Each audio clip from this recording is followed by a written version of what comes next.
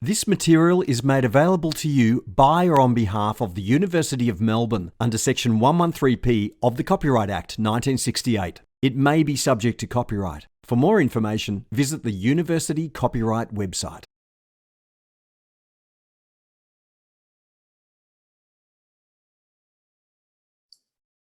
Absolutely.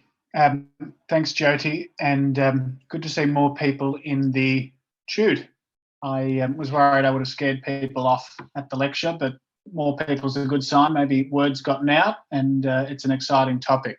Don't correct me if I'm wrong. I'll happily assume that myself. What I'll run through for the workshop, which I've just been plotting away in the background, is I think I'll focus on what we call property intelligence. And next week we'll do some things that are pretty closely related to the assignment. Just because having been in your shoes not long ago, there was nothing better than a lecture and a workshop that was very helpful for the assignment. So that's what I'll seek to do next week. But I think this week, just so that we can ease into the weekend, I'll run you through what we call property intelligence, and I'll share my screen and just show you the different sources of competition intelligence that we get from around the web and other sources, and conceptually work around where how that offers utility to us, and what we do with it. So what I'll do is I'll share my screen on the dot points I've got, and then I'll keep referring back to them. So as I alluded to in the lecture, property intelligence is just fundamentally what helps us with being able to understand what the competition's doing. It gives us a pretty good indication of where they're focusing their activity on, and also it allows us to prepare accordingly. As I said, there's really no shortage of ancient political or historical knowledge about the benefit of knowing what competitors, or how they put it, sort of political adversaries, or in the olden days, people trying to kill you, they wanted to know what they were doing. We're doing it from a commercial sense, and wanting to know where their focus is. And it's really just that comfort, and that benefit of knowing what's going to happen, ideally before it's happened. So, of course, as I mentioned in the lecture, with about 800 stores, supermarkets nationally, we have an amazing source of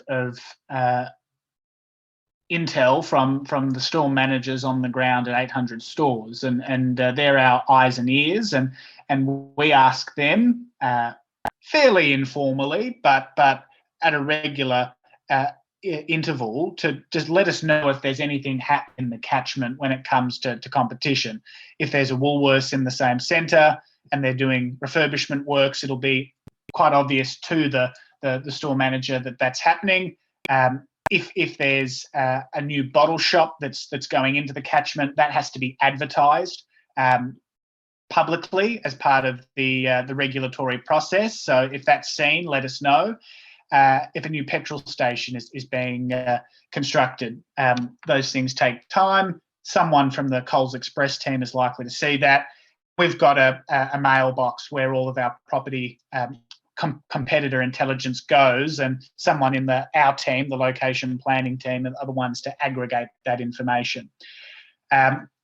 On top of our eyes and ears on the ground, there's also an abundance of information, both from formal media and also from social media. I was quite amazed at me of all people was amazed at the excitement surrounding a new store opening. But in some communities, this is the a pretty big deal to get a Coles or a Woolworths and all the jobs and affordable benefits that come with it. So we are able to set up a number of media alerts so we can get updates sent to our inbox anytime anything is published in the media that mentions any supermarket competitors. So any article that is published online that has IGA, Aldi, Woolworths, if it's in a different state, there's a brand called Spudshed in WA, which is rolling things out quite extensively. And there's a new brand in Queensland called Fresh and Save that we're competing with. There's no shortage of examples where these things pop up. And once it goes into the news, it comes into our radar, and then we can start to corroborate. So, for example, we would get this sent to our inbox, but about a month or two ago, there was an article about a new Woolworths in Mernda, and the title was "Where Woolies is Opening its Flash New Supermarket." Now that's of interest to us. We opened a store in Mernda not long ago. It's a good store, and now we're hearing news that there's a Woolworths opening in Mernda. So once we're aware of that, we can of course look into the article. I don't have a Herald Sun subscription on my personal computer, but at work we do.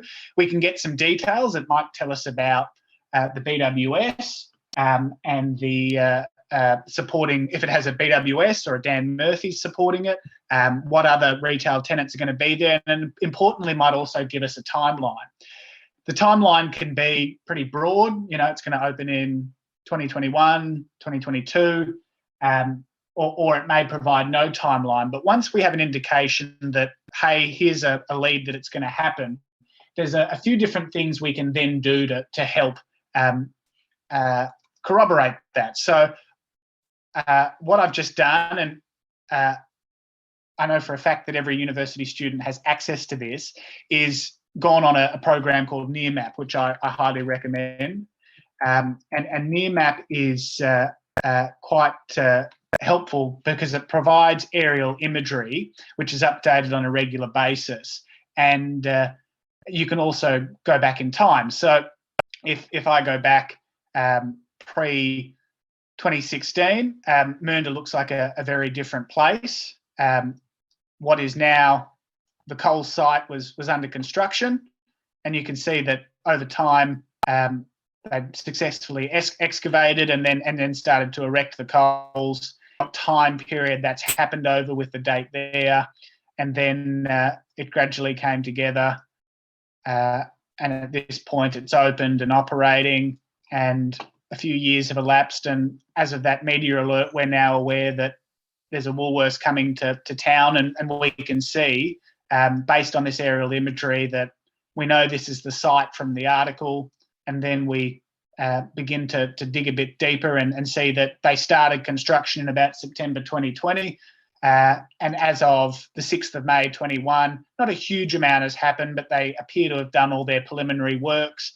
And based on our knowledge and evidence of past proposals like this, we can say confidently, based on the information we have, that if preliminary works are done, it normally takes, let's say for the sake of the example, 12 to 18 months to open. So all of a sudden, based on a news article, we've been able to pull a fair bit of information with a bit more certainty, which then gives us the ability as a company to adequately prepare this store to be fit to fight against what will be a sizable impact from a new Woolworths store. So that's just one example of how a media alert comes in handy. The other thing that media alerts and articles are typically born out of are development applications. Now, apologies, I don't have a contemporaneous example for this, but I'm pretty sure Mernda, and this won't come up, Mernda is in the Whittlesea City Council, and every time a property seeks to be built or adjusted, or you'd all be familiar with the you'll all be familiar with the development application process and the fact that a DA has to be submitted. And then once a DA is submitted, it then makes its way onto the council website to be publicly advertised. Now,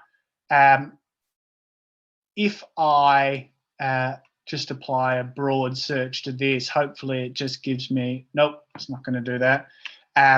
You'll find on most council websites, so if I go for another one, hopefully this is more compliant, development applications, register, there's about a 2 week to 1 month window where once the competitor has lodged their development application, we can see the plans that they've put forward, which then gives us the indication of the size of the store and a few other little bits and pieces that then help us to add more detail to what we know about the competitor. Because if the store size is smaller, the impact won't be as high. If it's larger and larger than usual, they might be starting to unveil a new format. That starts to give us a whole lot more information that again feeds into our database and is then proliferated out to the wider business. So I've just randomly gone to the Boroondara website. These are all what appear to be the currently advertised applications. None of them appear to be of a retail nature, just based on a quick Control F, and I don't really want to show you plans for someone extending a bathroom on their house, but nonetheless I could if that was the type of proposal that had to be put forward, because typically when you put forward a proposal, you have to provide plans to support that as well. So sorry I don't have a more contemporary and relevant example, but at risk of humiliating myself, if we open this one, it gives you a little bit of detail about where documents and decisions. There are no documents available, but if this was the Mernda supermarket in the Whittlesea City Council, in that 2 week window from when they've lodged to when they have to publicly advertise, there is typically architectural drawings and a whole lot of other relevant planning information that is contained in here, which is all publicly available. And what I'm showing you is all in the public domain. It's not a state secret.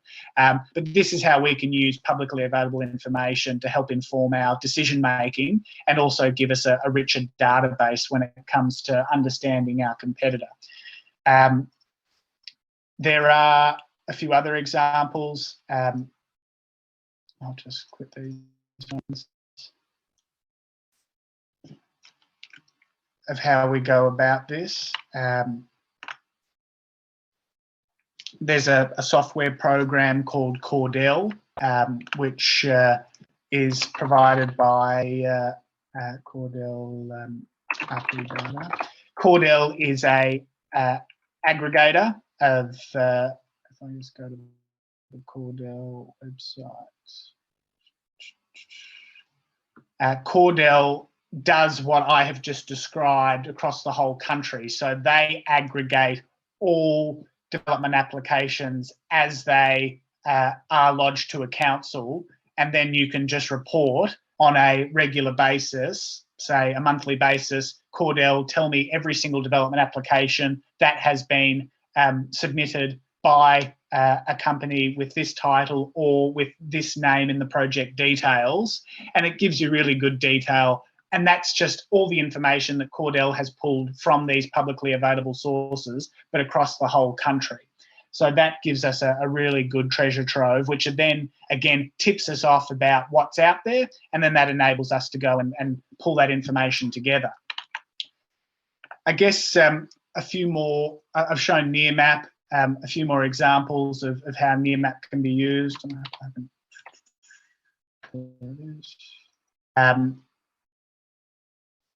it's not just new stores, which are quite obvious. There are some more subtle, nuanced changes that we hear about, which we have to go and check. So Aldi has got a very ambitious refurbishment program, which they roll out across their fleet. And one of that is actually adding extensions to buildings. And that's hard for us to find out about in a live way. But if we hear about it, we can go and then do the research to understand if they have, in fact, done an extension. So this image here of the store of Aldi in a suburb called Dapto, Queensland, was taken on the 29th of July 2021. If we go back to a bit earlier and say July 2013, and we measure the building, which Nearmap enables us to do, we can see that the total building area there, just protrudes a bit there, is about 1,700 square metres. And then over time, you can see 2 years later that's changed. And then as of today, you can see that, yes, based on the previous boundary that we just drew, the size of that building has grown. They've done an extension, taking it from about 1,700 to closer to, let me pull that in a bit, closer to 1,900. So they've done about a 200 square metre building extension, which would also encompass a refurbishment. So that's just another way that we can verify any sort of lead that we get, and then we can also quantify it. And if there's a Coles nearby, of course, we would then go and, excuse me, probably another colleague, because I haven't met the 5 p.m. deadline of the work I have to do, but that's all right. I'll deal with that later because I'm having fun here. So that's just the example of how we add some tools to help our property intelligence process. So encourage everyone to use Nearmap as much as they can, because it's a very useful tool. It's very sort of straightforward GIS, which can be you can add a number of layers, things like the surrounding demographics, surrounding boundaries, educational facilities, any other sort of economics metrics. And if you haven't come across Nearmap yet, I would implore you to do so, because it's very user-friendly GIS, and it gives you that time series, which is also very helpful.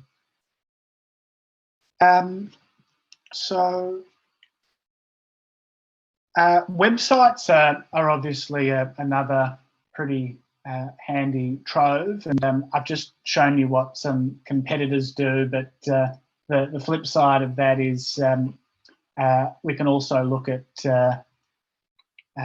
some of the shopping centre operators out there. So I've mentioned Vicinity a bit, just because they're a pretty, they are the largest shopping centre landlord and have the most retail square meterage of any landlord in the country. And they're, because they're a listed company, they've of course got a pretty detailed annual report that they're open about, but they're also quite good in terms of what they provide online about their shopping centres. So they've got the locations map, but also if you go into an individual portal for a store, you can view a floor plan, which as I was showing in lecture, can offer a bit of utility and insight into the machinations and the overall workings of the shopping centre, to understand what's located where. Some of these are static, but also others are a bit more dynamic. You can click on the tenancy in a interactive map and it will tell you what it is. They've also got quite a good fact sheet, which gives you some of the key metrics about the total traffic, total visits per year, the centre type, the total square meterage, tenants, what they're calling majors, which we've defined as anchor tenants in this case, the mini majors, which are a hybrid, and the specialties. Car spaces are also pretty integral to shopping centres where you're expecting people to travel from further distances. And then it gives some key statistics about the demographics of the shopping centre in question. And of course, this is put on a nice page, but that they would have this in a database and a number of different Excel files where it can easily compare the centres and the different metrics here to understand how they perform and why. So this is from a landlord perspective, and they've got that for all of their shopping centres across the country. Before I launch into a few annual reports, were there any questions on those topics in particular?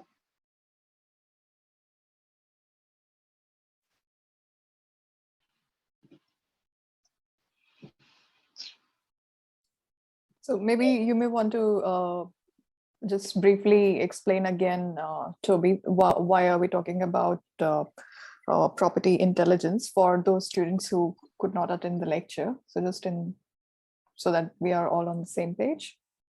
Yeah, of course, and maybe I'll work backwards from that point, and what I can do is I can pull up the lecture. So it's a matter for us just to want to understand in full the presence of the competition, both current and future, and in particular when we're made aware of a competitor entering the catchment. It gives us the ability to forecast the impact to our store. I'll hone in on specifically on the chart here, because once we are aware that an impact is going to be felt to our store, and I'll maximise this, is that we do something called impact forecast, and that's driven by the base sales calculation. So it doesn't necessarily matter what store this is here, but fundamentally what this chart is showing is the average weekly sales of the store in the blue line, and that's a historic measure, and it goes right up till recently. But I guess the important thing for us to be able to measure is what's called the base sales. So the base sales in this case are being measured from about November 2020. And what we're saying in this instance is that an impact from a competitor is going to be felt at that point in time. We know that a Woolworths or an Aldi are opening on that date. So from that date, we need to ask ourselves, what would happen if the competitor didn't open? If this store just went along without any impact, we would expect it to do what the red line is doing. That's our forecast base sales. But from that date, the store does incur an impact from a competitor, which takes sales off it, and that's the actual sales that ended up happening. So then what that enables us to do is then forecast the impact from a competitor, and then we can quantify what that actual impact is, because we know the difference between what would have happened and what is now happening is the impact that is felt to us. And when we're going to incur a large impact, that's obviously something we want to try and mitigate. So that might prompt us to refurbish a store before the impact is felt, to make sure that customers are happy with what they're getting and they're not enticed to go to the new store. Or we may have some other methods or mechanisms that enable us to make sure we're not going to be an inferior offer. There can be some operational changes, but fundamentally there's a number of impacts based on the new store activity every year, and that is important for us to be ahead of, so we're not on back foot when that occurs. So that's one example of how impacts are practically applied, and property intelligence work is practically applied to ensure that it has a beneficial commercial outcome to us. I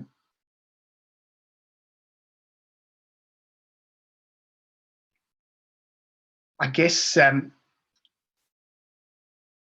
the only other thing on that regard is just if it also talks to the need or desire to have an understanding of the competition in markets that we are going into. So if we're going into a new market and we don't have any information on the Woolworths or the Aldis, we want to go and know the size, so we know what size we should be.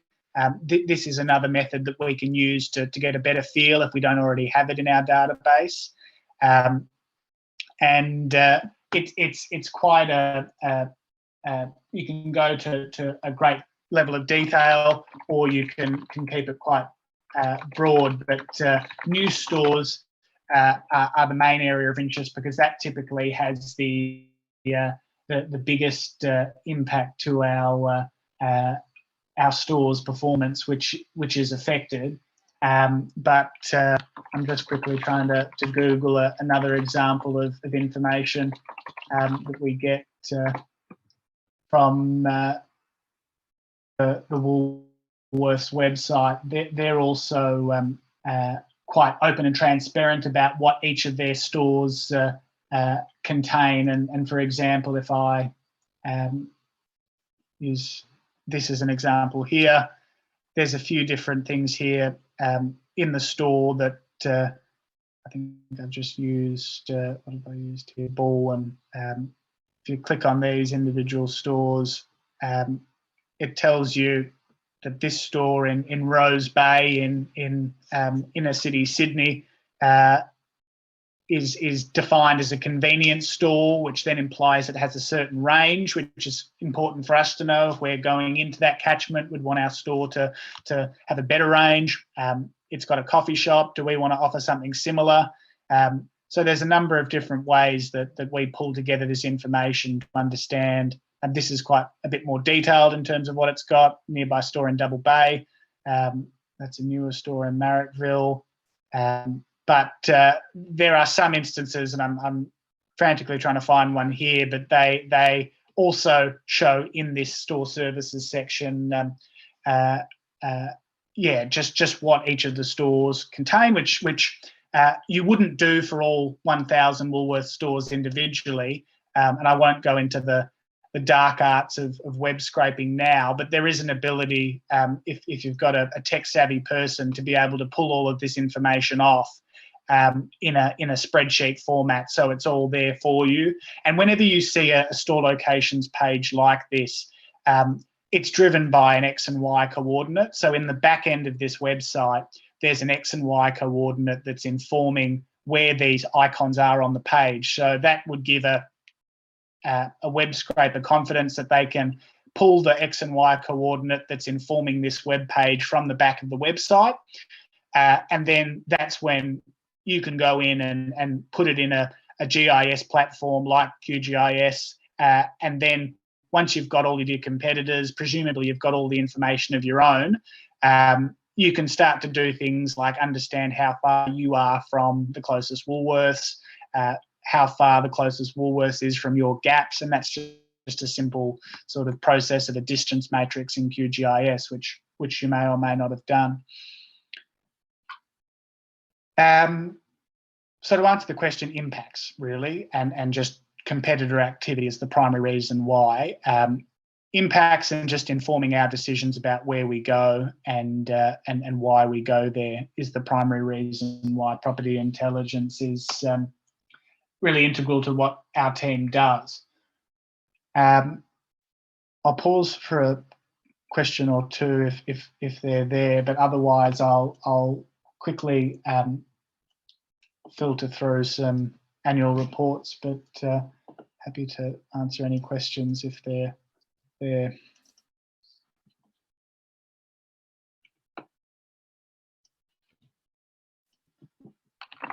Okay, at least I'm not asking any. I'll let everyone else have the opportunity.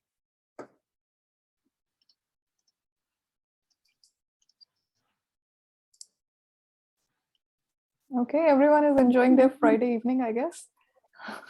Listening to you. I got one. Okay. Other than web scraping, are there any other ways to get like full listings of like say all the Coles or all the Woolworths in Excel form? Like, or any other industry, say like you wanted to know where all the pharmacists were in a certain area, is there like a database where we can get that from, or is web scraping really the only way?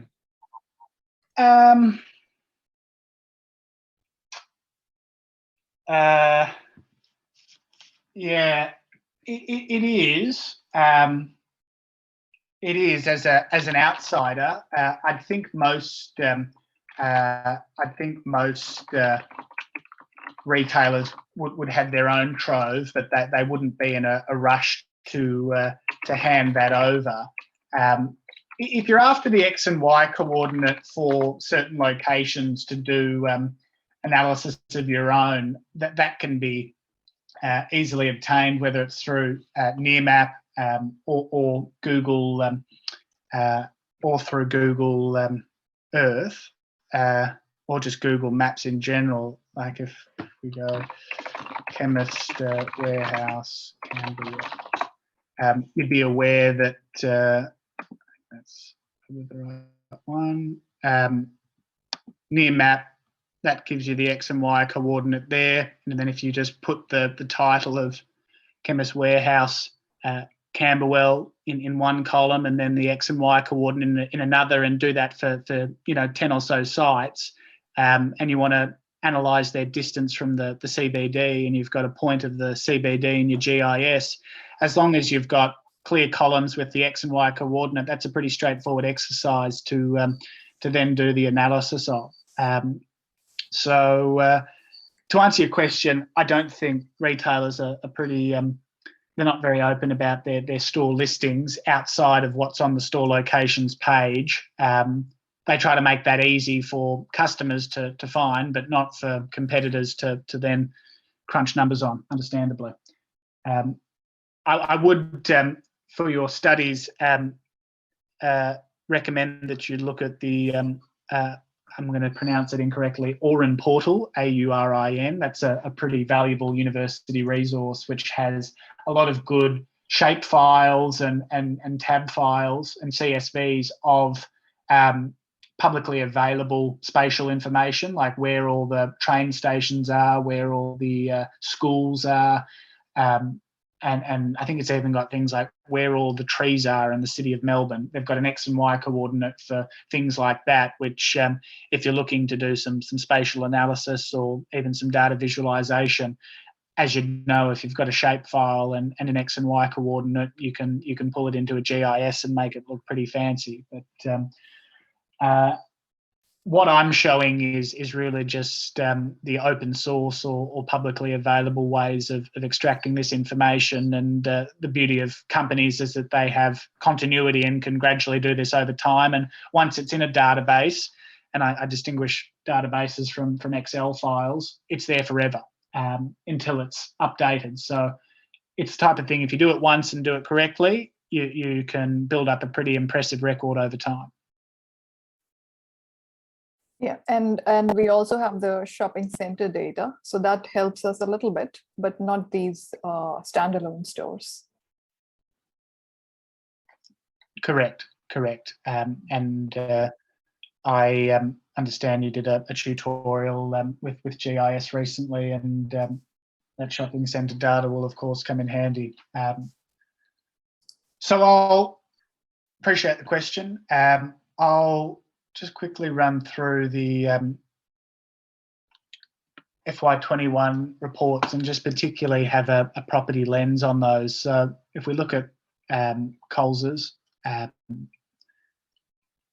this is an abridged report. It's more of an investor sort of results summary, but easily found on the Coles website, ASX announcements, or on the ASX website, FY21 results presentation, I believe this one was.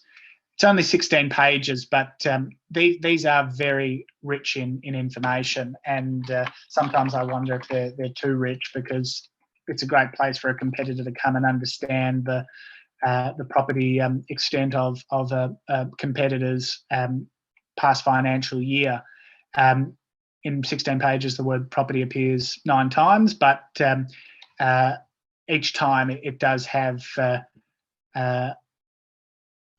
decent relevance. So I mentioned before the property, plant and equipment, and how that's a sizable portion of most companies' balance sheets. But in this particular example, if I just scroll down a bit,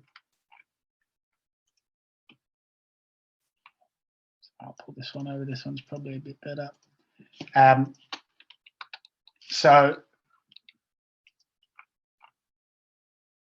property for Coles in the last financial year, what's been called out in the investor summary is that there's been a net property outflow of $35 million.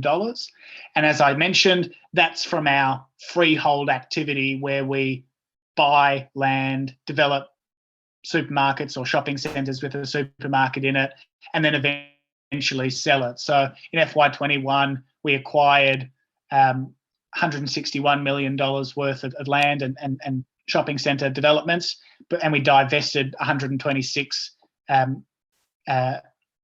million worth of property and shopping centres, and overall that resulted in an outflow of $35 million. So we spent $35 million more than we obtained, but that's fine, because when you're spending, you're building things up and building a portfolio up, which will eventually be divested, because we don't keep things around for extended periods of time. We want to recycle that capital to then be reused. And then the other part of the annual reports that we are always pretty focused on as from a competitor perspective, and I'm saying this as a Coles employee, but what's also included in the results presentations is typically a pretty detailed summary of how many stores each company or retailer has in each state. So Coles is quite transparent about it. And this is where you're not going to get an individual line item of what the store name is and what sales it does, but we can see here Coles is saying that New South Wales and ACT at the end of the last financial year, it had 255. We opened 8 in that jurisdiction, closed 2. So there's a net gain of 6 stores in that state. Now, if you've been doing property intelligence work over the past financial year, like I showed for Mernda, and you know it's opened, you can say, right, tick, 1 store in Victoria is accounted for because we know Mernda opened based on our property intelligence work. So that's how you can start to verify and corroborate more. And Coles is being open and transparent about opening 20 stores last financial year and closing 10. So there's a net gain of 10 net new stores versus the last financial year. And Woolworths is pretty much the same in what they report, being they've shown what they've developed, what they've acquired from a property perspective, and the comparison on that in terms of their freehold activity from FY20 to FY21. And then hopefully type in some keywords like open, we should get a feel for how many stores they open. They're talking about some of the distribution centres they've opened, which is also relevant, but not really going to have a direct or measurable financial impact on a Coles store. They've shown here they've opened 23 net stores and completed 65 renewals. So that's refurbishment activities in FY21. That's something that we track, like I showed, and that's something that enables us to then cross-check it, make sure that we've accounted for all the potential impacts that a store or store will face, and then that just adds to our database and helps inform our property intelligence. So they're examples of how we can trawl through annual reports as well, on top of the other examples that we've given. Once you've got a good annual view of these things, you can do a longer term view. So over 12 months, we typically provide what's called a State of the Nation report, where we show what's happened over the last 12 months? How does this compare to the last decade? What trend are is their new store activity showing? Is it increasing or decreasing? Are they doing more or less refurbishments? How does this compare to us? What's Aldi doing? Again, this just gives us a really good and rich source of insights to then help inform future decisions of ours. So that's a pretty broad and somewhat crude summary of the property intelligence process, which does underpin a lot of our location planning work. The lecture was all about developing a network plan, and you can't do that without a sound context of not just demographic matters, but also the competition.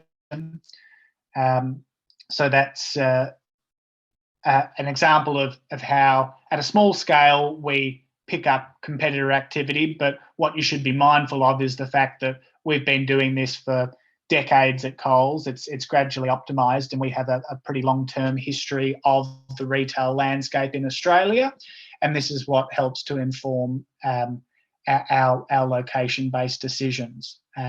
And everything that I've shown you is available to you, except Cordell, which is a paid subscription, but they rely on things that are put on council websites publicly. So I don't think I've broken any state secrets in what I've told you, because everything that has been shown here is just information that's available online to anyone who knows where to look.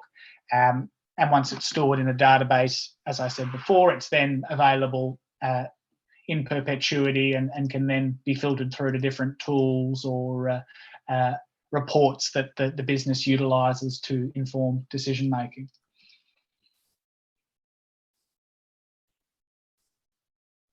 Yep, that's great. So do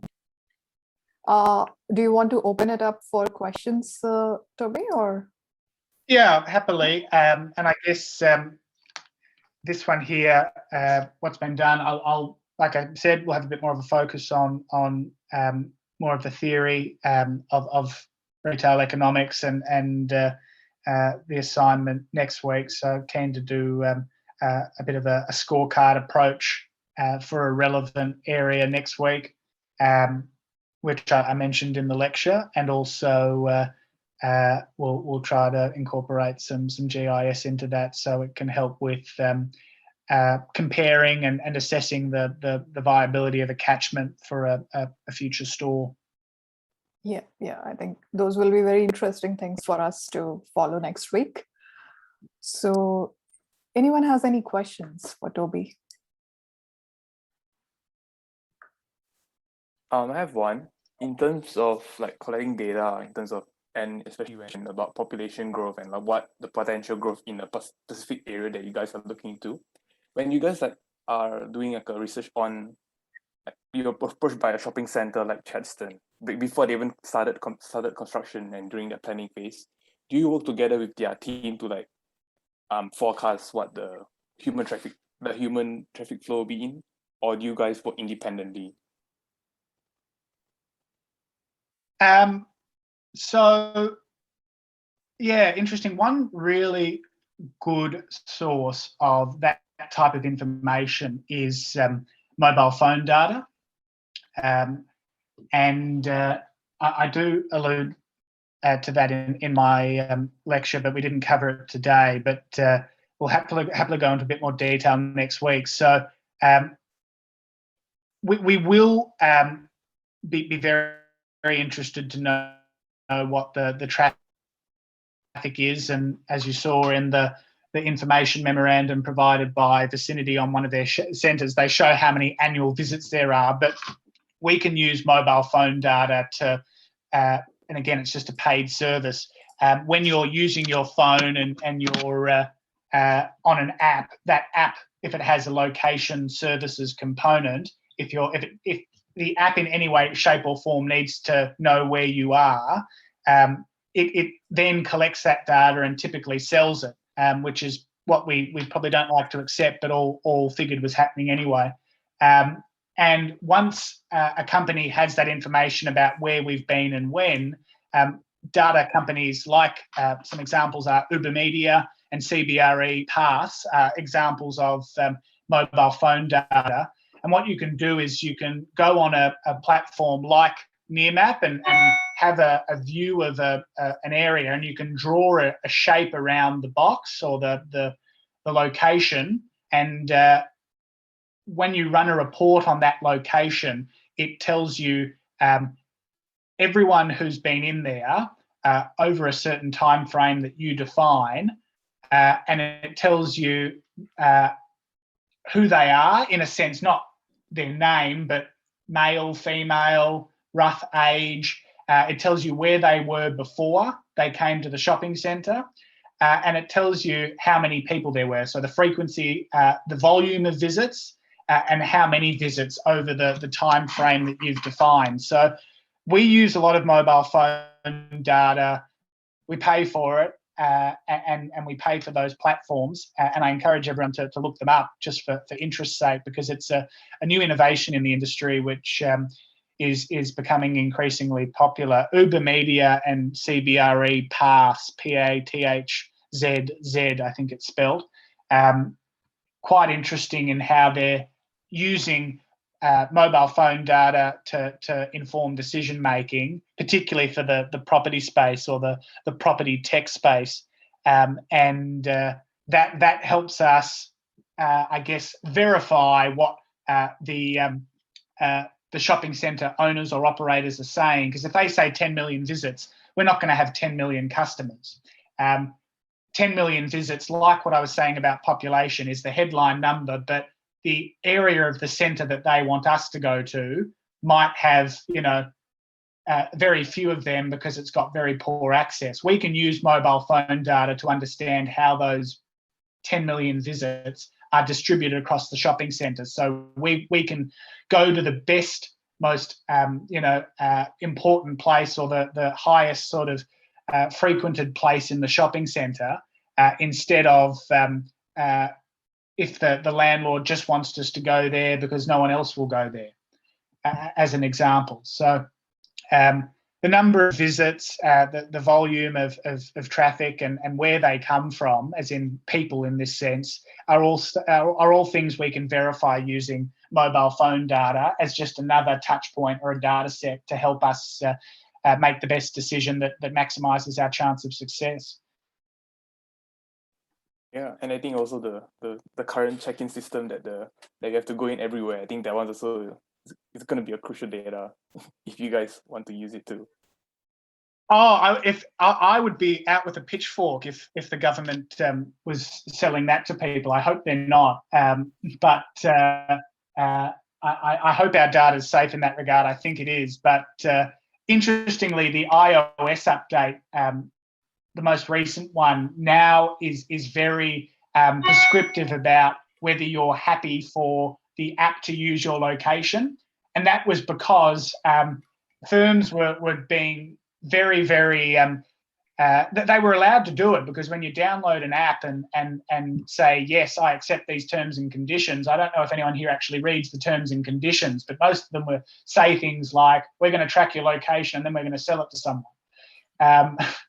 So now that people have caught on to the fact that that's happening,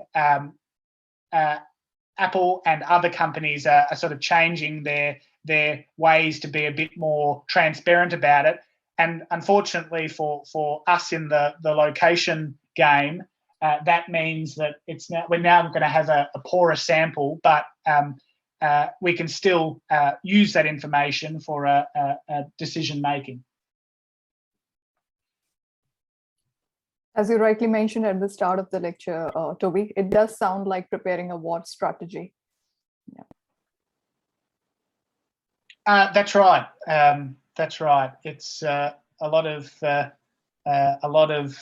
money to be spent. So we want to construct a supermarket and fit it out and operate it. So we want to make sure that it's got the best chance of success, and we want to beat Woolworths. That's what gets me out of bed in the morning.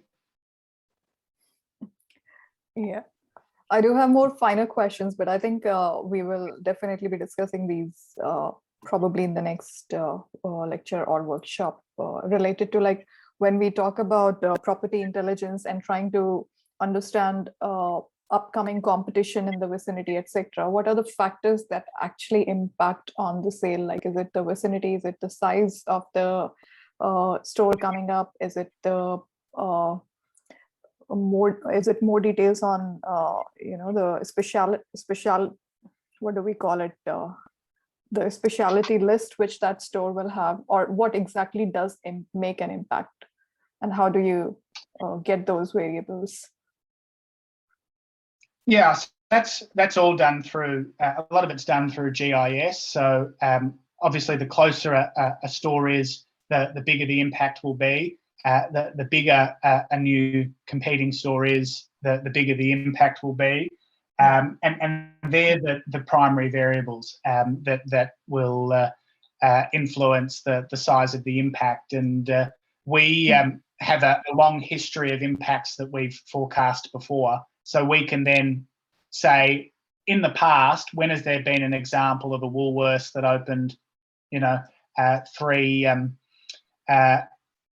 300 metres away or 2 kilometres away, and if it was this size and in this sort of typical geography class, if it was in the an outer sort of metropolitan location where there wasn't much else, we can see what has that done in the past, and then that helps inform what we think it'll do in the future. I think the other aspects, so the distance from the store, the size of the new store, and also the geography class is important, because if a new Woolworths store opens a kilometre away in the inner city, that's not going to impact us as much because the population density is high. But if you're in a regional town where we're the only store and a Woolworths opens a kilometre away, that's going to have a bigger impact than it would in a more densely populated location, because if it's a regional area where there's fewer people, then they only really have one supermarket to go to. But in a densely populated location, there's much more choice. So there's some of the factors that we look at, and we've got a pretty extensive historical record of past impacts to help predict future ones. That's great to know. Any other questions? Yeah, I've got a specific question. Like there's two codes, because I've been living in Clayton for some time before, and there's two codes like within 50 meters of each other. I was just wondering how did codes came to this decision making regarding like the cannibalism and just not sure. Well, first thing I'd say is lucky you. I've only got one, so two's always better than one. But I guess what I mentioned in the lecture is that we used to own Bilo. That was an Australian supermarket brand, and Coles had both Coles and Bilo under the Coles umbrella. And in that situation, we would have had a Coles there back in the day and also a Bilo. So they were separate, serving separate customers and sort of separate missions for the supermarket. Bilo is a bit more value-oriented, smaller range, whereas Coles was a bigger supermarket, bigger range, bigger offer. In about 2006, all of the Bilos became Coles stores. So this scenario also exists in Northcote and a few other places around the country. And the answer is that both stores are financially feasible. Without wanting to say anything that will get me in trouble, if we closed one of those stores, there's always a risk that a competitor could take it. And if it takes that location, we can't guarantee that the sales will come to the other store. So if both stores are working, there's no reason for us to close.